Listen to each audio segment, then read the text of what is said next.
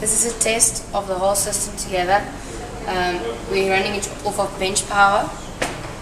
This is the circuit that is simulating the glove using variable resistors.